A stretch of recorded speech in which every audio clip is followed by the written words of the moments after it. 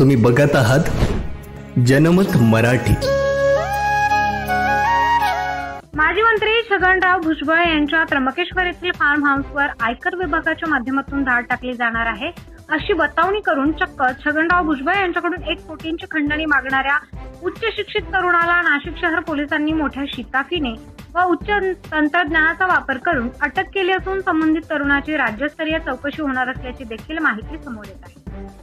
याबाबत मिळालेल्या माहितीनुसार एक 23 वर्षीय उच्च शिक्षित युवकाने छगन भुजबळ यांच्याकडे तब्बल 1 कोटी रुपयांची खंडणी मागितल्याचा प्रकार समोर आला आहे। या प्रकरणी नाशिक पोलिसांनी तात्काळ कारवाई करत संबंधित युवकाला अटक केली। आरोपी युवक हा शिक्षणाने उच्च शिक्षित असून तंत्रज्ञान आणि व्यवस्थापन क्षेत्रात त्याचा अनुभव आहे, मात्र त्याने गुन्हेगारी मार्ग अवलंबल्याने आश्चर्य व्यक्त केले जात आहे। पोलिसांकडून त्याच्या चौकशीतून आणखी धक्कादायक माहिती पुढे येण्याची शक्यता आहे। दरम्यान आयकर विभागाने टाकलेल्या धाडीत काही महत्त्वाचे कागदपत्रे आणि डिजिटल उपकरणे जप्त करण्यात आली असून तपास अधिक खोलवर सुरू आहे। पोलीस आणि आयकर विभाग यांच्या समन्वयाने ही कारवाई करण्यात येत आहे। ही संपूर्ण घटना नाशिकमध्ये मोठी खळबळ उडवून देणारी ठरली आहे।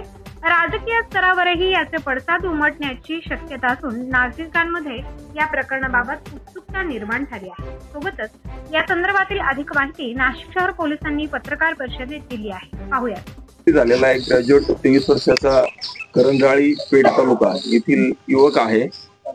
कुठलंही काम नाही। एका व्यक्तीने फोन करून सांगितलं की मी इन्कम टॅक्स अधिकारी बोलतोय, तुमच्या त्र्यंबकेश्वर येथील फार्म हाऊसवर रेड पडणार आहे। मी इन्कम टॅक्स मध्ये असल्यामुळे मी अधिकाऱ्यांना बोलून तुमचं प्रबंधन करू शकतो, तुम्हाला पैसे द्यावे लागतील।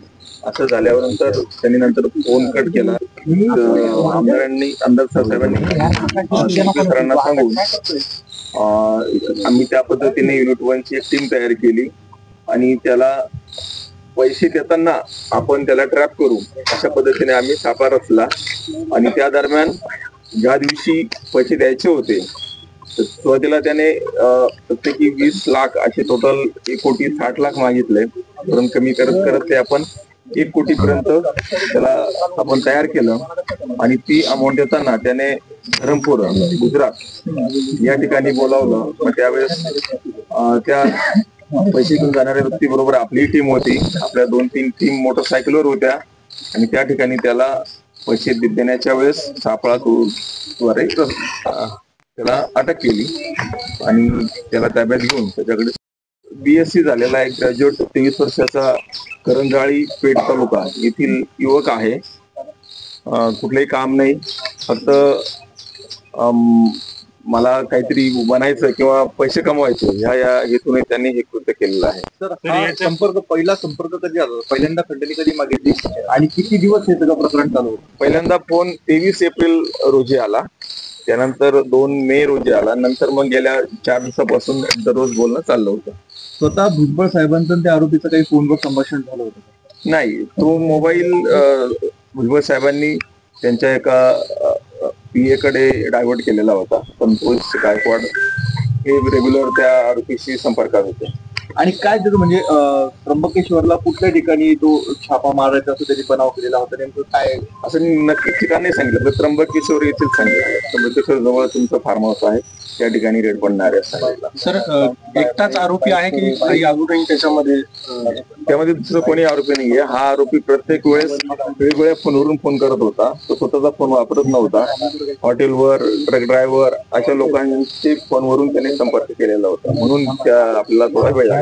आपली टीम धरमपूरला देखील गेली होती गुजरातमध्ये, तिथे कशासाठी टीम गेली होती, तिथे नेमकं काय घडलं? आपल्याला ते पैसे देताना त्याला पकडायचं होतं, त्यासाठी आपली टीम गेली। पण त्यांनी पहिलं लोकेशन धरमपूर सांगितलं होतं? धरमपूर सांगितलं होतं, नंतर त्याला थोडा डाऊट आला, मग त्याने दुसरं लोकेशन सांगितलं एका हॉटेल जवळ हायवेवरच, आणि त्या ठिकाणी त्याला पकडलं।